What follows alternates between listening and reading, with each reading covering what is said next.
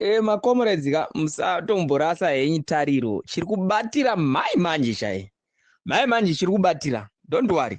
Just be patient because chinhu chatiri kugadzira ichi chini chihombe, chinhu chatiri kufambira ichi chini chihombe. Mai manje soon geza paari kuuya asi kuuya achipa mastatement akawanda. Ari kuuya achibatidza chinhu. Chinhu chiri kubatira soon akutaurira ende patiri kupinda mastreet kubva tapedza chinhu.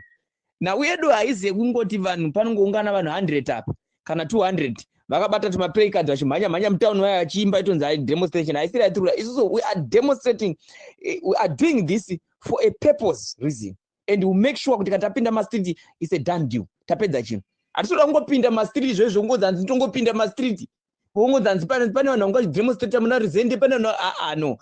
Toda kuti kana tapinda mastreet we make sure kuti tiva tapedza nemunhu. Ademazinzwiza. So we know what we are doing. We know what we are doing. Just have patience with us. Masquerade saying what is Zimbabwe, welcome to our channels in Confessions and Deep Secrets. Kana kariki kutanga kukuya panini channel, please don't forget to subscribe. Kana chungwa garoka subscribe, but don't forget to comment and share this video. Last but Zimbabwe tabigira nyari kupisa, nyari kunetsa, nyari bageza varikunzi. He is ready to give the final signal.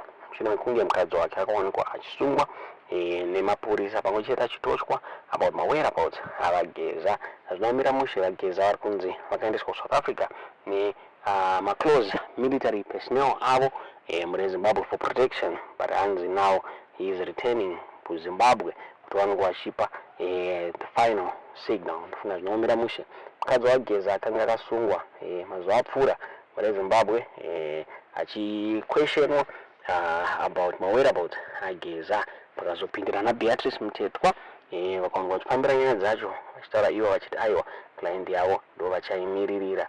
Zvisinei zviri kunzi vagezi maigeza is now safe and variko kumba kwavo hazvinomira mushe.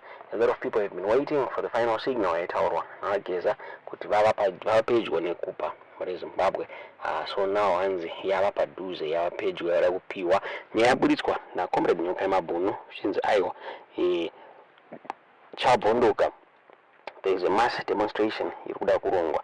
So tikati western way ndoti mungonzo zvataura naNyoka naComrade Nyoka Yemabhunu mumadza zvamunofunga pamusoro penyaya iyi mucomment section.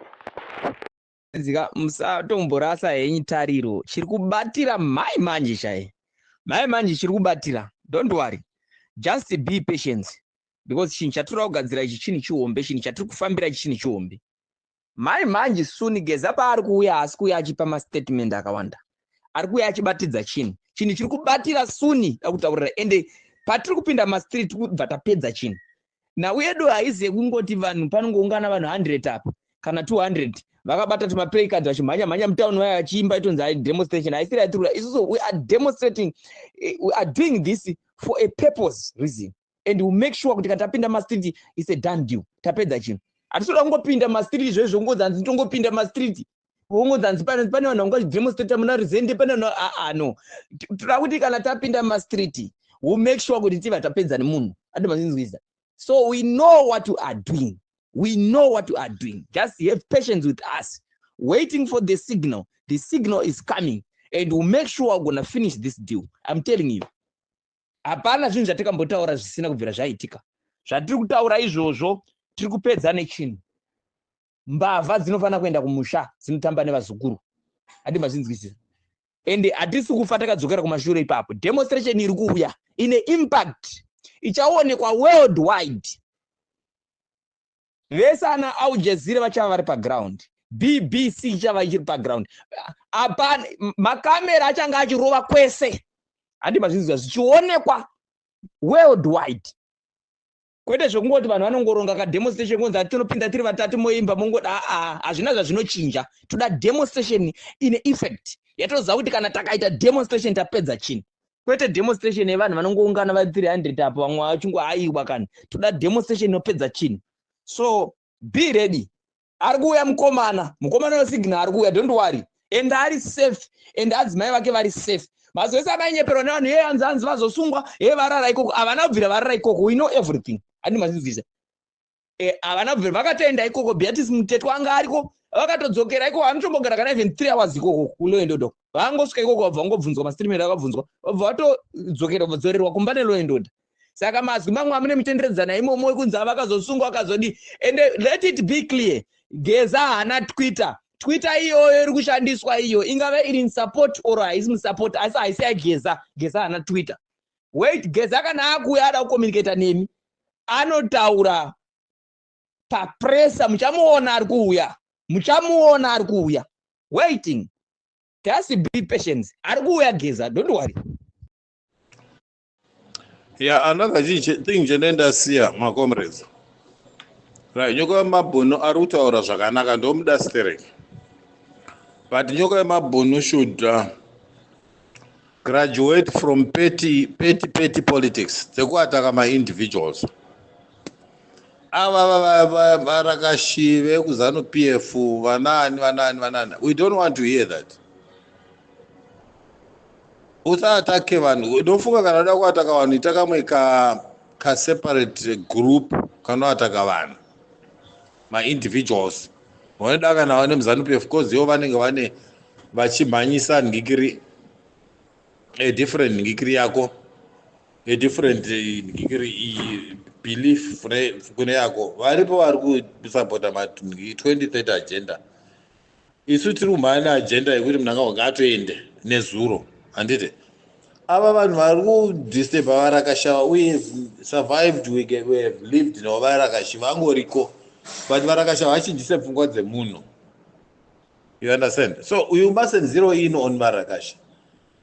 Zero in on national issues, not petty issues. Pertinent issues, not petty issues. Izvokuti mningi uyu naningina nikumeshana manems zvoita kudakari kumusangano kwavo. We don't need that. We don't need that. We are mature. We have to mature in politics. Don't single out my small fish to my individuals. Tukuwana madata, tukuwana chi, tukuta hatuna usavi kumba. Haisi your target. Alizo zinochinjisa nyika. Nyika inochinjwa ni vanhu vari kumusoro vaita ma decisions. So let's target those. Ava vasiyana na vava. Vari kutotsvagawo, they are singing for supper. So whoever Arutaura Nyoka Mabunu, I don't understand because he's taking a risk. He's a young man taking a risk. Because project fail, I tell you, as we speak. But of course, ngatizive kwatiri kuenda, ngatizive vokutageta, ngatizive vanhu vane influence mukembe enemy. Tikapedza ramuseve kuti ndikiki sisi hanga dzichauya hatina chatagona. Leave ndikiri petty politics kuti ningi vananingi vaiti vanopiwa data vananingi vanodii hazvina kana nebasa rese izvo. That's not your target. Haungaisi Mnangagwa nevarakashi mukempi imwe chete. Isusu wa targeting Mnangagwa. The moment we defeat Mnangagwa, all these other little ngikiri birds that are attached to Mnangagwa will fall off. Autagete mashizha, unotageta muti wacho wadonhedzwa, sanzu racho rese rine mashizha. Kana ukaona wakuita bow down kukataka mashizha, we are stooping too low. You don't attack mashizha, unoataka sanzu racho rakadaro. Muti kana usiri mashizha kana asiri right achibisa pachivanze, you don't